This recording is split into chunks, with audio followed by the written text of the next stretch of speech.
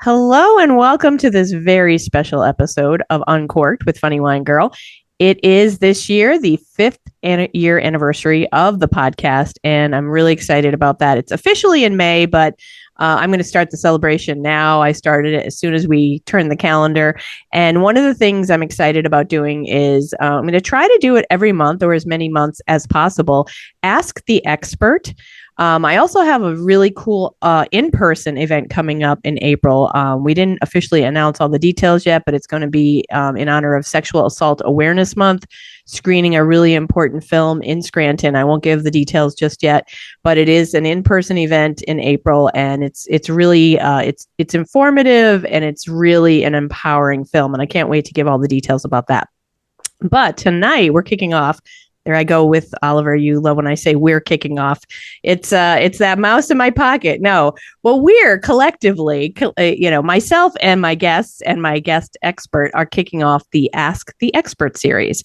So tonight, my expert is Emily Hickox of, if you go to YouTube, Budget Through Life. You'll see my mug here I was using. Yes, I am crazy drinking coffee at 7 p.m. And it will not necessarily keep me up. A little, but maybe not a lot. But anyway, tonight we have Emily of Budget Through Life. She is an expert at financial literacy, and I always say this because I've never honestly met a person who explains things as well and as easily as Emily does. And so tonight we've got Tina and Oliver joined us, and they're going to ask some questions.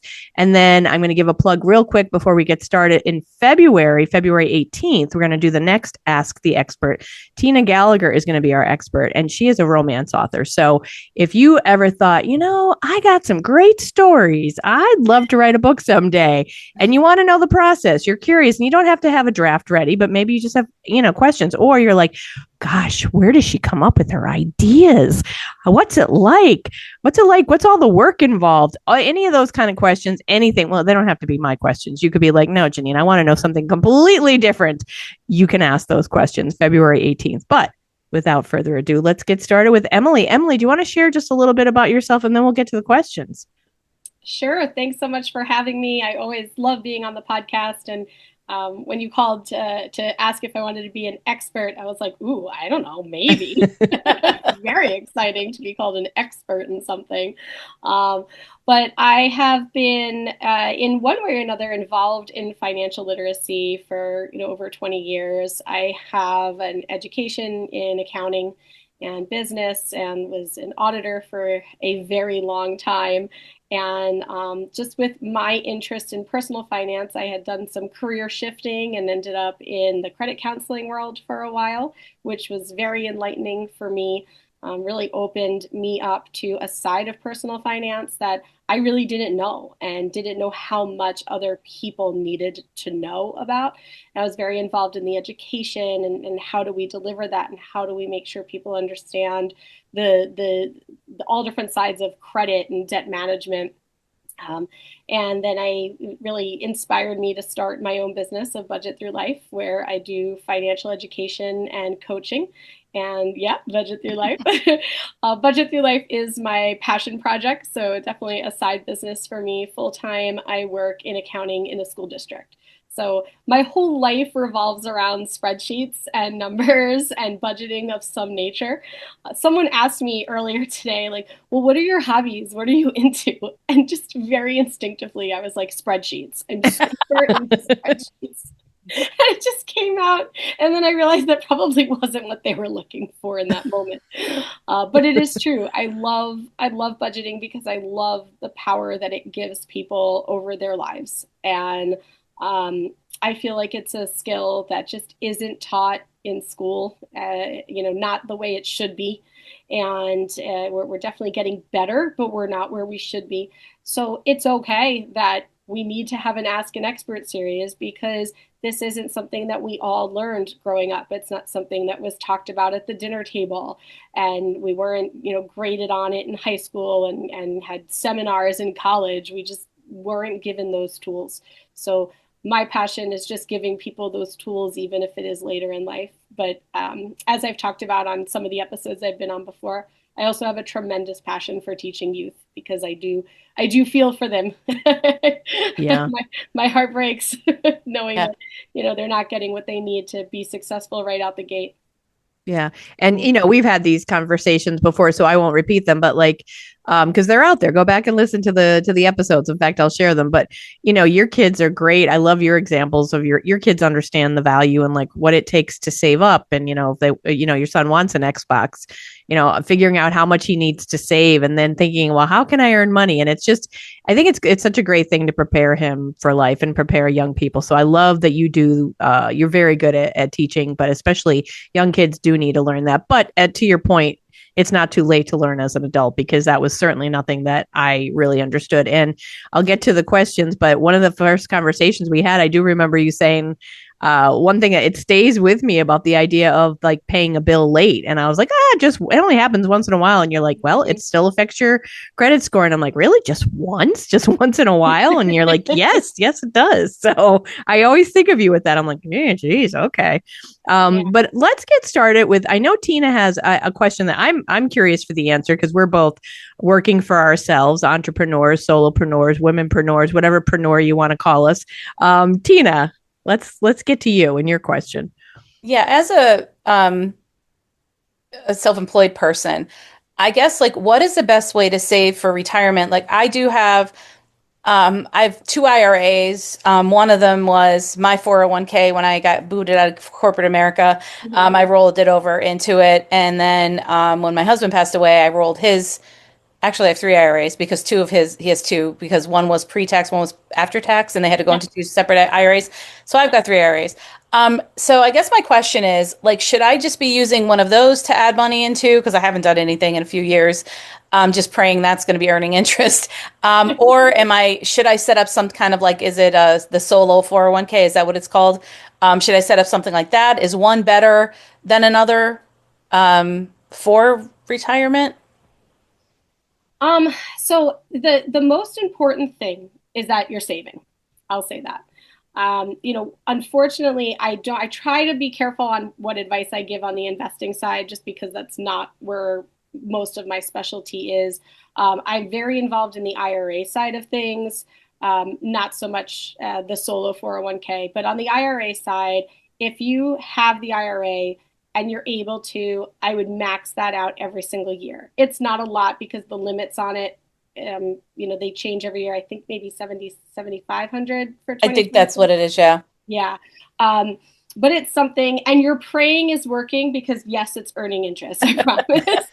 And contrary to popular belief, it's actually probably doing really well. So, It has been doing well, surprisingly. I was like, oh yeah. yeah, like, Yeah, surprisingly over the year everything's done really well. So that's good news for anyone that's had money in the market. Um, One of the challenges is when you're not working for an employer, it is difficult to prioritize saving, especially for retirement, because when you're working for an employer, you can set up payroll deductions and you never see that money, so you don't feel it. It mhm. goes right from your paycheck to the 401k, 403b, whatever kind of plan you have, and you pretty much forget about it. And it's not part of your daily budget, and it's just doing all its earning and all the great things. And also with an employer, you're able to save more because their limits are higher and typically there's some sort of match. So when you're on your own, it's even more important that you're saving as much as you're able to. But the bigger question is how do we get into a good habit of doing that? Because you mentioned you haven't done it for a few years. So how Mhm. do we make sure that that's happening all the time? And the best way is to make it automatic. So you pretend like you have an employer and it's automatically going to come out. So what you do is you work with, if you have a financial advisor or you're managing it yourself online, like a Charles Schwab account or something, you want to set up automatic transfers from your checking account to the IRA. That is the best way to do it. And what Mhm. you can do is, let's say you're like, you know what? I'm not sure if I can contribute up to the max. I'm not sure if that's going to leave me comfortable for the year. That's okay. Find a number that you definitely know you can live with. So whether it's, 50 a month, 100 a month, whatever it is, find that number, automatically contribute that. When you have extra or you get to the end of the year and you still have room to max out, that's when you can go load it even more. The more money that's in there now, the better, because the more interest it's earning. But at any point in the year, it's great to have that funded. So the hardest part about saving as a solopreneur, as a self-employed individual, is the actual act of doing it, more so than what vehicle do you use. Mm-hmm. Once you get into that good habit and you've got the mechanism set up to automatically save, you're in the habit of doing it, then you can kind of play around with what's better. If you're doing that, I would recommend doing that regularly for a year and then kind of go from there and say, oh, could I have put away a lot more? Do I need to look at a different investment type, a different vehicle that's going to enable me to put away more? Okay. That's a great answer. And let me ask you, is it only certain kinds of IRAs? Because I forget what my kind is, or do they all pretty much allow you to contribute?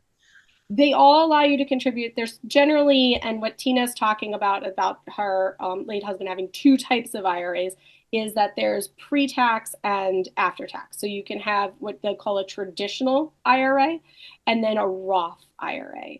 I love me a Roth. Again, I try not to give too much advice on this because I don't have the letters next to my name to do it. But a Roth is just a fantastic thing, and who knows how long it'll be around, so we take advantage of it while we can. But like, let's say, and this is important, not exactly the question, but I think this is really important to share, especially right now as people are starting to make changes to their retirement plans at the beginning of the year and their contributions. If you do work for an employer and you have a 401k, it's the same concept as an IRA. You can choose from a traditional or you can choose from a Roth. So those are like the two types of, tax situations. If you're working for an employer and you decide I'm going to use their Roth 401k and you start contributing to that, and then you have a match that you get from your employer, the match has to go into a traditional account. So you will end up in that situation no matter what, where you have two accounts.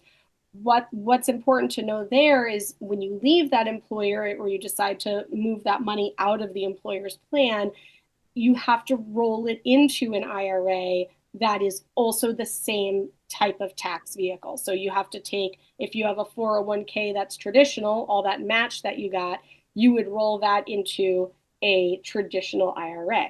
And same thing with the Roth. You'd have to roll it into a Roth IRA. This has come up actually a few times with some clients and friends that I work with over the last 2 weeks as they're saying, should I be getting more of a match? What should I be doing contribution wise? And they're getting some statements and they're confused. They're saying, well, we're contributing to a Roth. Why do I also have this traditional? It's because of that match. So I thought that'd be cool to share this time of year.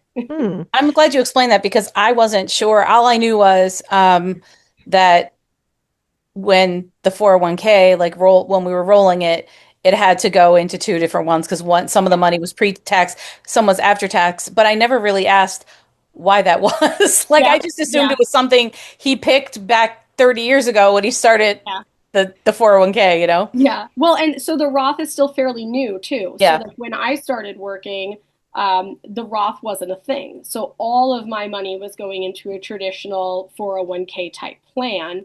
And then about 10 years into my career, the Roth became available. So I switched, but all the match still went to that traditional. So I still ended up with the two buckets of money. You couldn't move. If you moved the money from traditional to Roth, you had to pay all the taxes on it. And I was not going to do that. Yeah. Well, that answers the question I was going to ask next. I don't know what kind I have. I'm guessing traditional, but I wouldn't want to switch it to Roth now because I'd have to pay taxes on it, right? Yeah, you wouldn't. Typically, you won't switch. You could always. It's always good to go forward. Okay. Yeah. Oliver, I know you said you did have, I kind of hoisted a question on you, and then you have a question from your friend Lisa, but you said you had a 401k question, I think, right? Did you want to ask a 401k question? Absolutely. I'll piggyback on Tina's question and yours. And Emily, it's a pleasure to ask you questions live and in person. I enjoy your episodes when you're on with Janine. So it's nice to meet you through online. I work in corporate America, so I have a 401k through the company.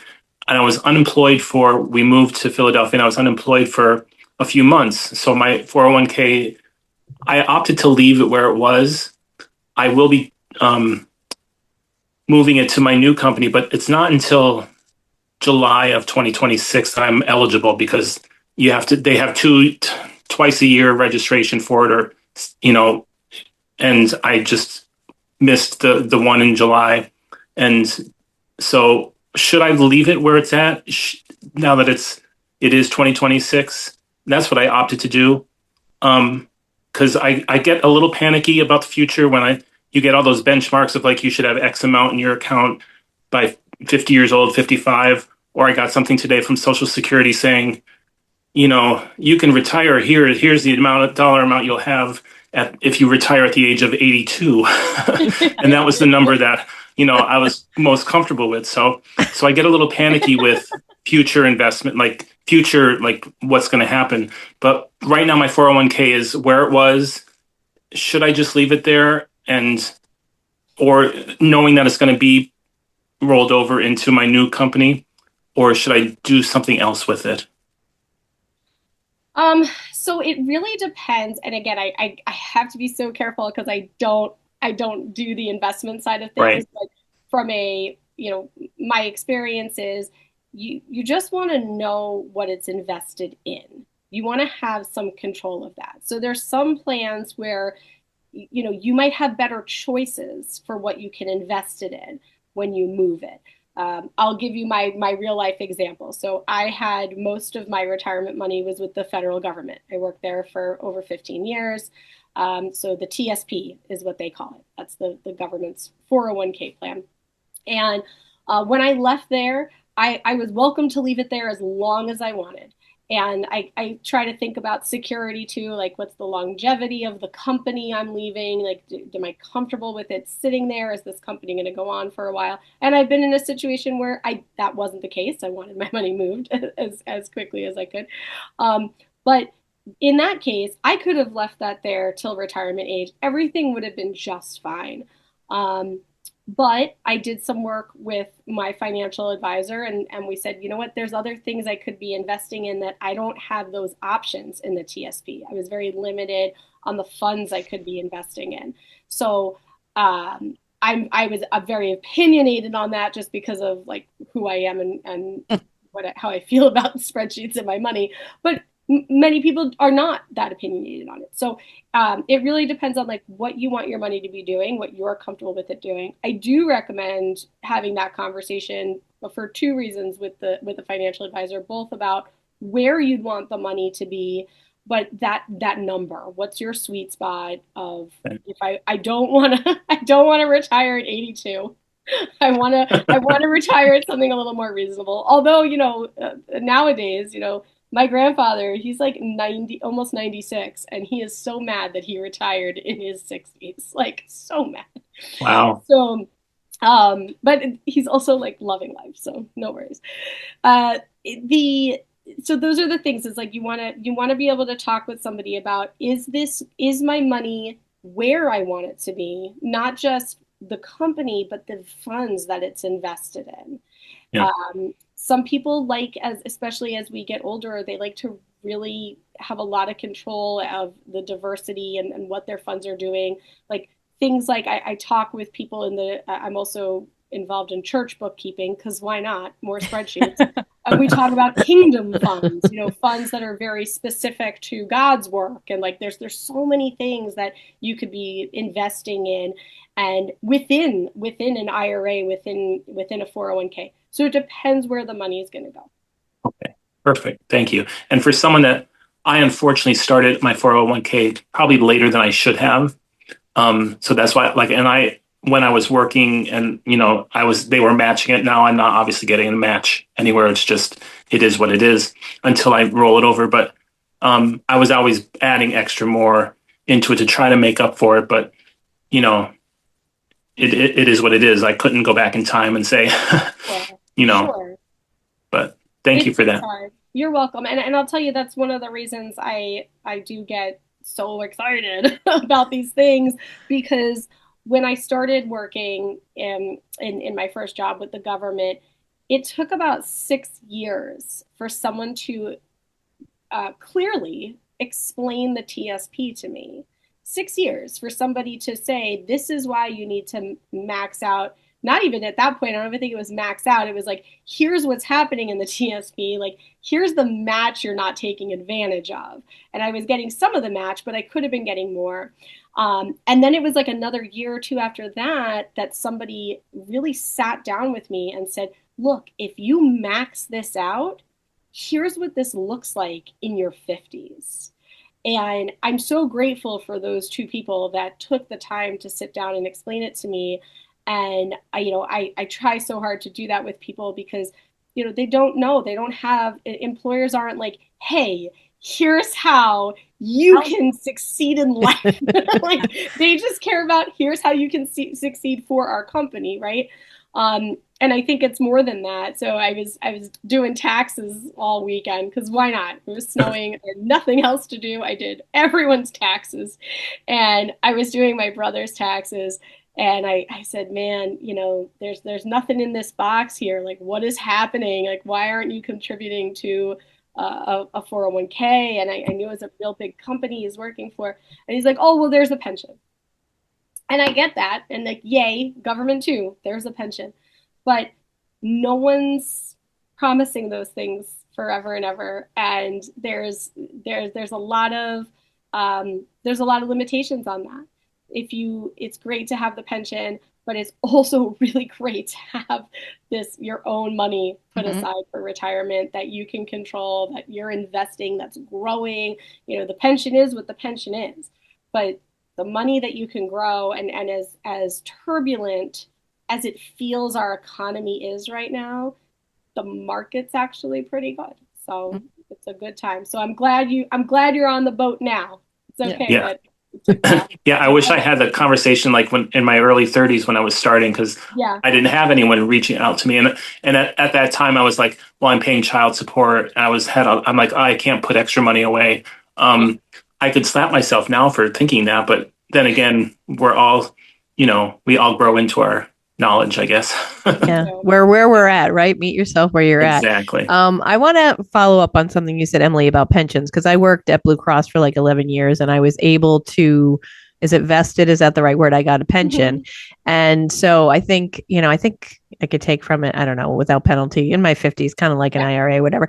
Is it wise then to take it out and put it into an IRA, a pension, or like, because I know nothing. Or do you just, or is it better to just take from it? I don't know. I don't know what the textbook answer is on that. Or what would you do? Yeah, off the top of my head, it doesn't make sense, because I think you'll be past the point of worrying about the growth on it. And I think, you'll need it is what's really going to happen. If I would take the pension rather than the 401k or the IRA, like if you were taking one over the other, I would, eventually you'll have minimum withdrawals. But if you can take the pension and live off of that, let the other money grow, because the pension's not going to change. Right. Okay. Good question.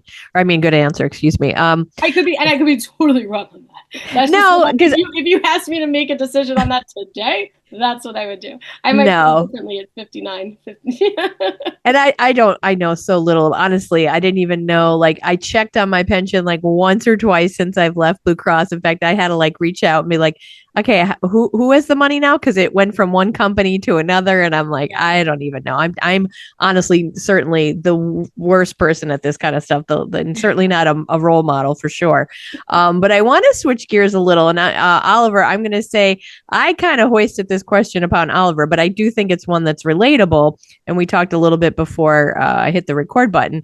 I know Oliver and his husband Jim, and I love them both, but I think they have different styles of or relationships with money, maybe we could say. So how do you, for people listening out there, how do you manage or navigate, or what's some advice for folks who like maybe in a relationship, one person is like, hey, and they just love to spend. Yep. And the other person's like, no, like that, just different styles or approaches to money or different relationships with money and spending. I love this question for so many reasons. When I was first starting to come up with, what I saw for my business and for myself as far as what I wanted to do with personal finance, I went and I got my Dave Ramsey certification. So I don't know if you're Dave Ramsey. He's a financial guru, and he has something called Financial Peace University. That's his most popular program. And my husband and I had gone through that early in our marriage. And it's a program that often is held at churches. And one of the things they do before they get into any of the money stuff is they have you identify kind of who you are in the relationship. Are you the spender? Are you the saver? Are you the free spirit? What is your money personality, basically? And throughout the course, it comes up, and they teach you how to talk to each other. And I love that about Dave Ramsey's program. And when I got the certification, I thought that was like one of my favorite modules going through the training, is just like understanding how to identify those people. But one of the things they taught in that course that I do with my clients now is the budget meetings. So once you've gone through this exercise and it's usually very easy to know who's the spender and who's the saver, even early on in a relationship.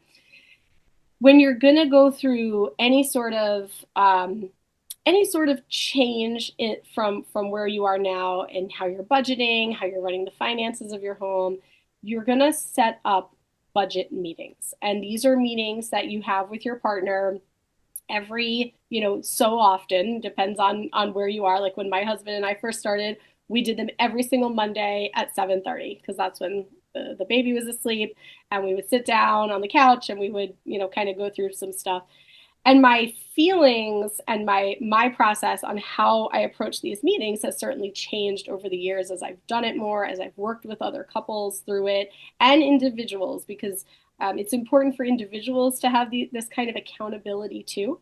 So if I'm working with an individual that doesn't have a partner at home, I'll encourage them to find an accountability partner, somebody that they can have these meetings with, even if that person ends up being me. So when you have these meetings, there are 3 key things that you do. The first thing is to just vent. And you got to be careful that you aren't too mean to each other or the situation. But sometimes, when we set up a budget and we've set some spending limits for the week or the month, and the other person was up late and on Amazon, and this thing was on sale, and then I got a pop up, and then I bought this. Things happen. We've all been there. You get frustrated. Sometimes the saver gets really frustrated, and sometimes the spender gets really frustrated because they want to do stuff. The act of spending money to them is part of living. So it's like recognizing that they're not doing it because they just want to blow the budget because it's fun. That's part of how they see living life, and we've got to find that balance. So the first part of the meeting, we're just going to vent about kind of what went wrong for the week. I'm really frustrated. I'm really frustrated that we spent too much on groceries and ended up throwing out a third of what we bought. We get really specific in the venting. And we do that for 5 to 10 minutes, let all that out, get all that out of the way. And then the next chunk of the meeting, which is the biggest part of the meeting, maybe 20, 25 minutes, is where we get back to planning. Okay, here's what's coming up.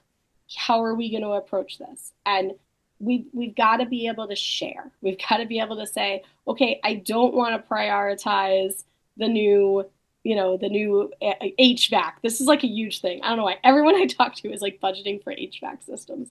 So I don't want to prioritize the HVAC because I really want a new car instead, whatever it might be. And it could be much smaller things, obviously.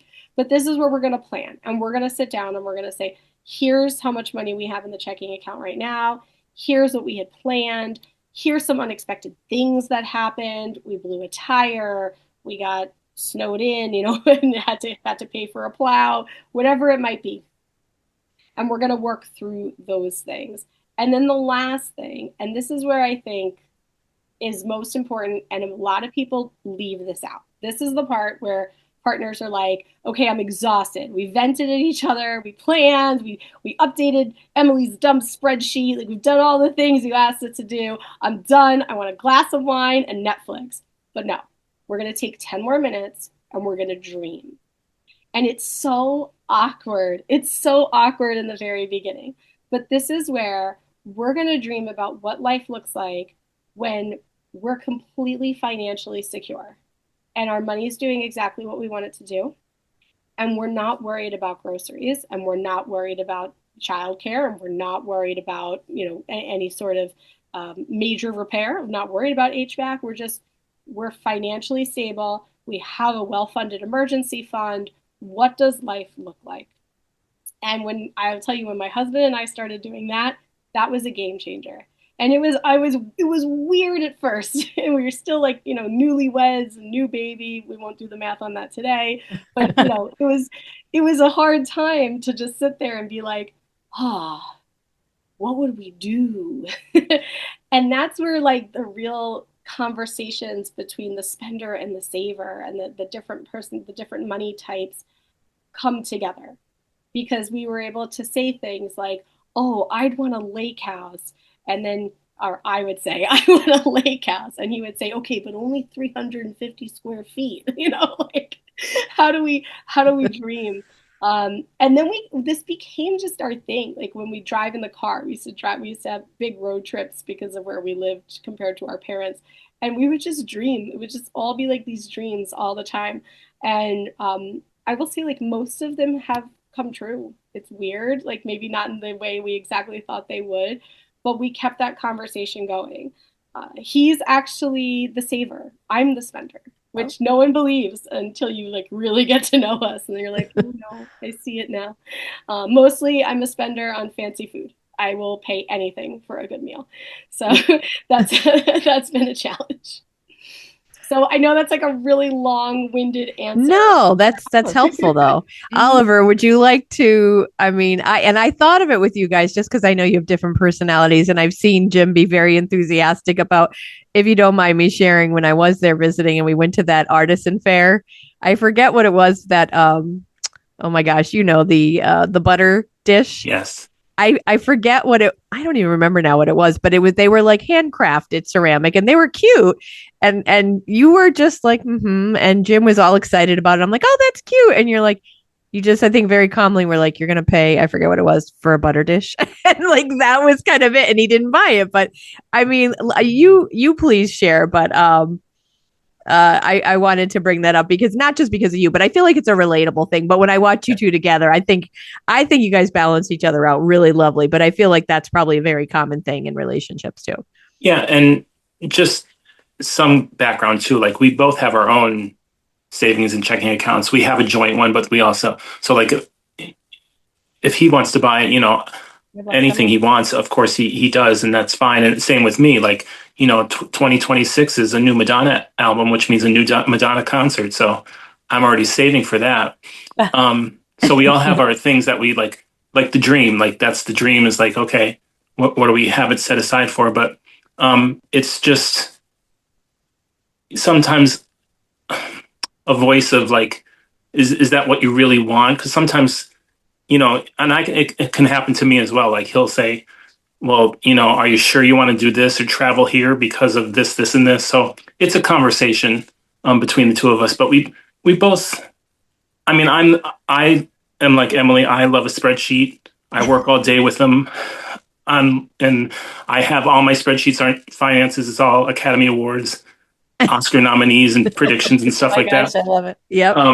But that's what I love. That's my geekiness as well. But we're in the middle of buying a house. Our house closes April 23rd. So, that's a conversation as well. So it's, we're different personalities, but we want this. We want the ultimate goal. We want the ultimate, finish line. I hate to say finish line when you're talking about age, but you know what I mean? You want that same where we want to be in X amount of years, and and if he wants to buy all of his china and all of his butter dishes, absolutely. But as long as we're both on the same path towards, we also have this, and this. So like I do my monthly budget with my spreadsheet and everything like that. I don't think he does, but it's still, the bills get paid, and we still come together and are able to survive and eat and enjoy some pleasures in life as well. So yeah, and I'm proud to say I got to have input on the house. Well, I got to see the houses anyway, the options. I'm like, well, I like this one where my room is going to be my guest room. I like this. And just so everyone knows, the house that she liked the best is the one that we went for, that model. Of course it is. I love it. Yeah. It's funny, a coincidence. How you handle your money, which I think is like how a lot of people I've talked to, a lot of my friends handle it, where you have your own money and then you have your your joint checking account for bills and stuff. Anthony and I did it the old fashioned way, where it all went into one pot. Yep. And we got married in 1991, and like neither one of us, we both lived at home when we got married. So like I was 21, he was 23. We both, we were babies, so we didn't have our own. I could see if you were older, it's a little bit different, but like we just kind of put everything into a pot. And honestly, like if we didn't, like I was working part-time, I was working, like he was making a lot more money than me. So if we were kind of splitting the bills, it would have been, we would have had to do some math there. But money, we had like 4 different accounts. Well, 5, I think. 2 were savings accounts. One savings account was for vacations. One savings account was for savings. Then we had the checking account that paid all the bills. Then he had a checking account and I had a checking account that was the extra money. And so his whole check got sent off to every which way. And then the extra money from his check went into his checking account. And then we would transfer half of that into my checking account. And that's what we had to spend. And then my check was whatever, especially once I started working full time, did it go pay a bill? Did it go for a vacation? Did it go into savings? Like whatever, we did stuff like that. So it's just, it was an interesting thing. And, I did get to the point, like you were saying, Oliver, the Madonna concert or like whatever. I got to the point probably 10 years ago or so where I was done with stuff. I don't need more stuff. I don't need a ceramic butter dish. I don't need stuff. I want to travel. I want experiences. I want to travel. And it was really funny because, back in the day, again, I got married in 1991, it was the Tupperware parties. And then I was a Pampered Chef consultant for a while. So I've got all that stuff. And then somewhere along the line, my husband discovered Tupperware, and a guy that he worked with, his wife was selling it. So he's coming home with us. I'm like, why are you getting Tupperware? Like, we don't need Tupperware. I've got a whole cupboard full of Tupperware. And he's like, well, look at this. So, but it burps. I know. But I'm like, where have you been for the past 20 years? Because we have a whole cupboard of Tupperware. Like, what are you talking? I've had that. My husband was, he who has the most toys wins kind of guy. And I was laugh because I'm like, with the tool, he was very handy. But the tools I could sell to Home Depot. I could open my own Home Depot with all the tools. And so it was like every other tool, he'd see a tool, he'd want a tool. So it was interesting. But we just basically had a rule, anything over $100, we had to just discuss it. And that's fair. I think that's reasonable. Yeah. Discuss it. I want to say, Emily talked about the dreaming portion. This is something now I live alone, but as Tina and Oliver know, the person in my life, whatever that relationship is with him, we don't we're in each other's lives. We don't share finances, whatever, but I have to share the dream. We were literally, arguing one night over imaginary money when the Powerball had gotten so high. Oh yeah. And he's telling me, again, it's my money, so don't tell me how to spend it.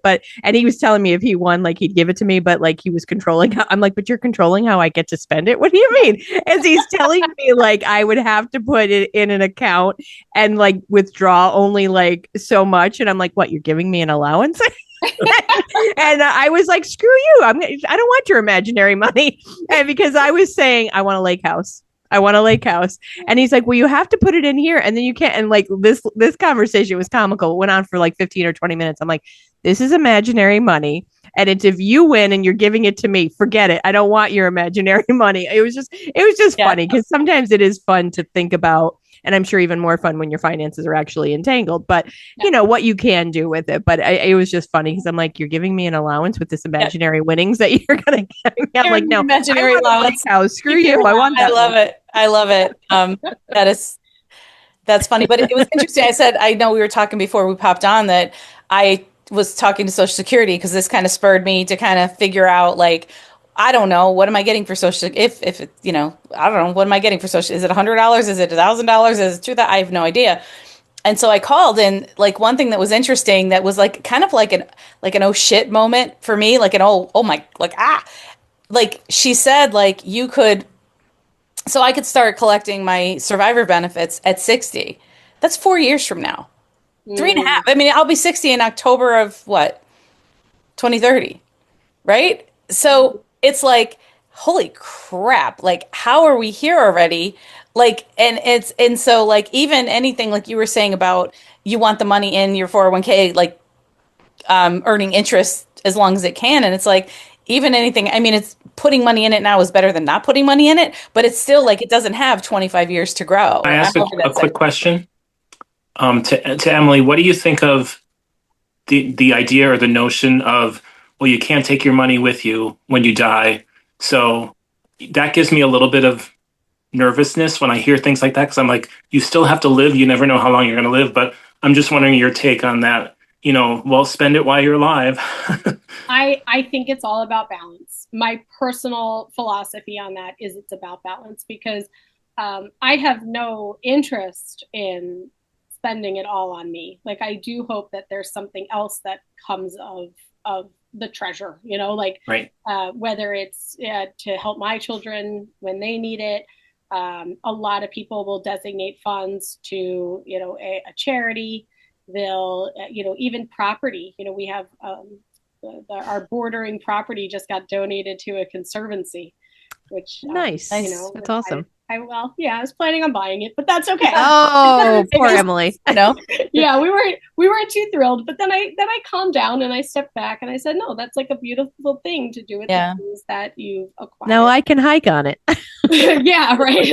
Hi, Emily. Right? Yeah. What'd you say, Albert? No trespassing.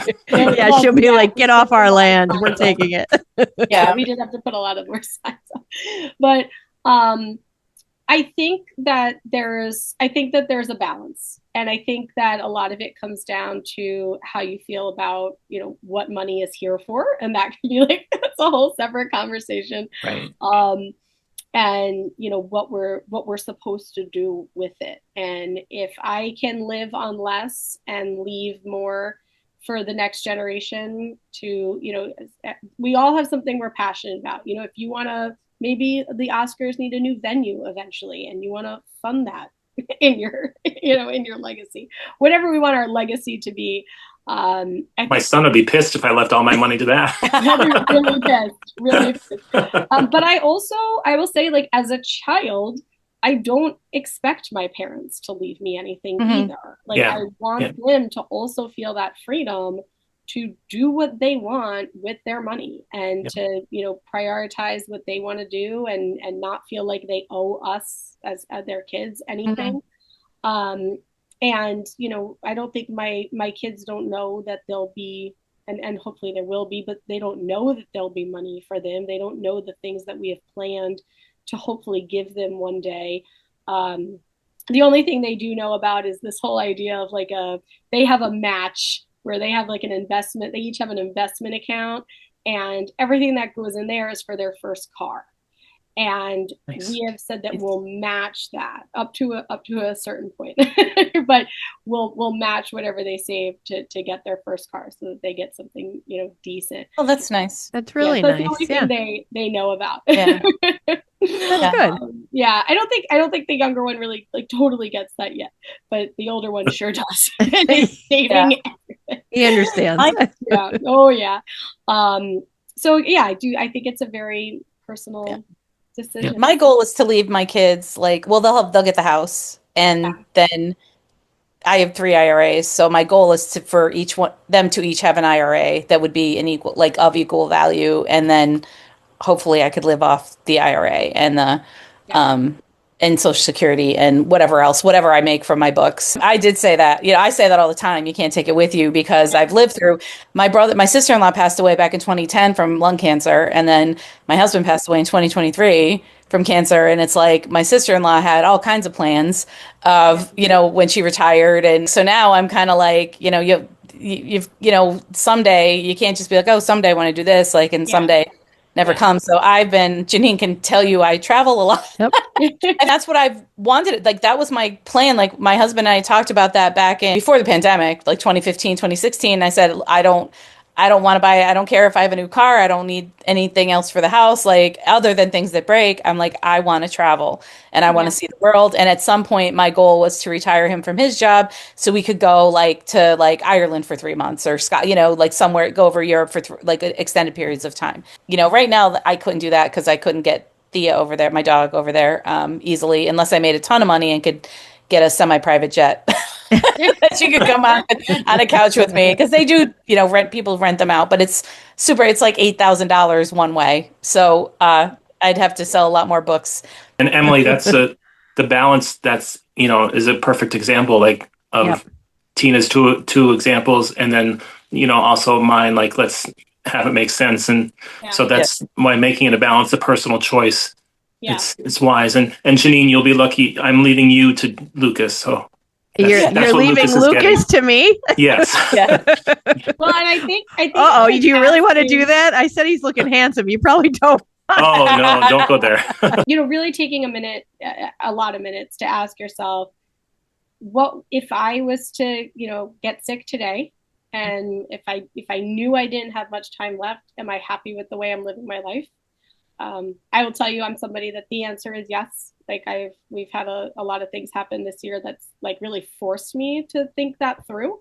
And I'm very content. I like the amount of traveling we do. I like the amount, we found that balance, like, over the last probably 3 years. We really found that balance of, as the kids are getting older, like, we take them to concerts, we take them on trips, and we don't regret it, and we budget for it, and we still have our long-term goals. But I'm also content that if we don't reach those goals for life expectancy reasons, I'm okay with the money being there for them or for something else. And sometimes it helps. I don't know if you have wills. So that's another really big topic in personal finance. I was going to say, that's a whole different, we could open up a can of worms with that one. Yeah, for sure. And all I'll say about that, though, is the going through the exercise of creating your will answers all of these questions. And as I think Tina and Oliver, aptly pointed out about the balance. I mean, isn't that really what it's about? Because there have been days when I was like, oh my God, the world's going to hell in a handbasket. Screw it. I'm going to buy whatever I want. And then like a week later, I'm like, no shit. I got to pay bills and I got to rein it in. But ultimately it is about balance and we've had this conversation, I think, many times on the podcast, Emily, that while you do have a budget and you have to follow it, you also can't get yourself so anxious or so stressed that you deprive yourself of everything and that you're not experiencing joy. I mean, and joy doesn't always have to it looks different for everybody, right? But it doesn't have to be a $500 concert ticket or a $3,000 trip or whatever. Those are great things, but you can find joy in like going out to dinner once in a while, or there's a lot of different ways to find joy. But again, balance, I think, is key. I want to thank you, Emily, so much for kicking off the Ask the Expert series, and for Tina and Oliver for bringing their excellent questions. And thank your friend Lisa in Florida for contributing as well. I hope that you found value in it. I know that I did, for sure. And I know that a lot of listeners will. And I know that a lot of these things are issues that I'm sure that people are thinking about, talking about, having conversations about, or they at least maybe have a little bit and they need to maybe explore a little bit more. Emily, I want to leave on a note that if anyone, I know you said this is it's your side passion for now, right? Because you have your 9-to-5 job. But if anyone wants to learn more, Budget Through Life. So I'll let you close on this. Sure. So I still do financial coaching.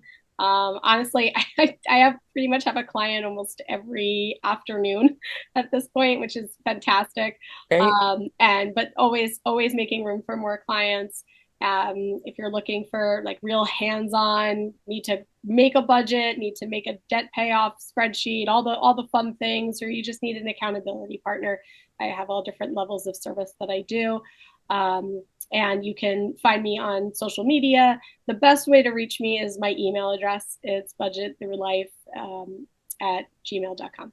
Excellent. And I should say in closing, just to protect all of us, as Emily clearly mentioned early on, she's not a financial advisor. So she was sharing, her opinion on the 401ks and things like that. Obviously, she's not licensed in that. She's not claiming to be. This is not meant to be any kind of financial advice. So anyone listening, if you lose money or something, don't come after me because I don't have enough to give you. So don't come after me and don't go after Emily. Please You've been do not. warned. This is your disclaimer. So yeah. So thank you so much once again. I really did appreciate your time and the questions. It was great. So for folks listening, be sure to check out Budget Through Life and be sure to keep listening to Uncorked with Funny Wine Girl. Really excited about the year ahead, 5 years celebrating, and February 18th. 7 p.m. on Zoom live. You can ask your questions of author Tina Gallagher. So if you're dreaming of that day that you can become an author too, or if you're just a curious type and you want to ask Tina questions, hop on with us on February 18th. As I say each week, I appreciate you from the bottom of my heart and the bottom of my wine glass.